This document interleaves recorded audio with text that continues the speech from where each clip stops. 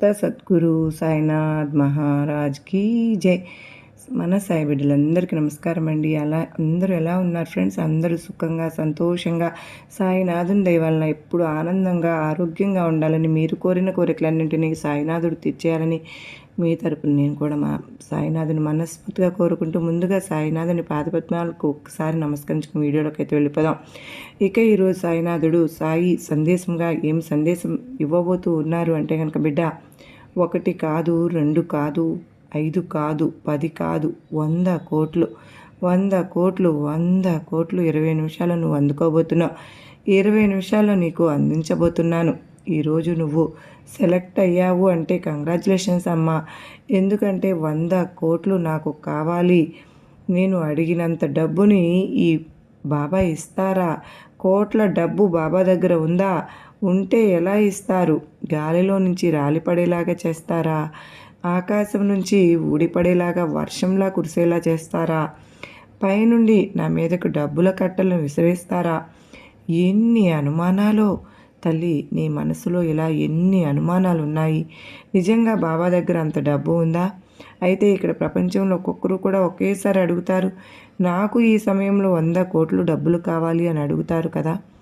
ఇంకొంతమంది 10 కోట్లు కావాలి అంటారు. ఇలా అందరూ, ప్రపంచంలో ఉన్న అందరూ కూడా ఒకేసారి డబ్బును అడిగితే అంత డబ్బు సాయి ఇస్తారా?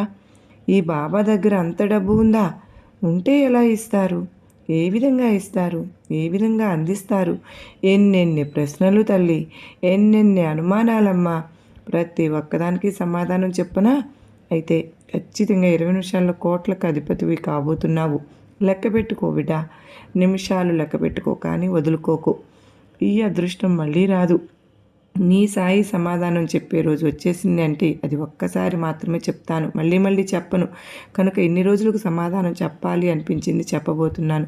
నువ్వు కోరింది నీకు అందించబోతున్నాను. నీకే కాదు బిడ్డ, ఈరోజు అడిగిన ప్రపంచంలో అందరూ కలిసి ఒక్కసారి అడిగిన, కోట్ల మంది అడిగిన అందరికీ కోట్లు ఇస్తానా లేదా సాయి సమాధానం చెప్తాను అంటూ బాబావారు ఈరోజు ఒక అత్యద్భుతమైన సందేశం మనం చెప్పాలా అంటే, నార్మల్గా మనలో కూడా చాలామందికి అడుగుతూ ఉంటాం కదండి, మేము ఇన్ని కష్టాల్లో ఉన్నాం, ఇన్ని బాధల్లో ఉన్నాం, మేము సాయి మాకు డబ్బులు ఇచ్చేస్తున్నారా?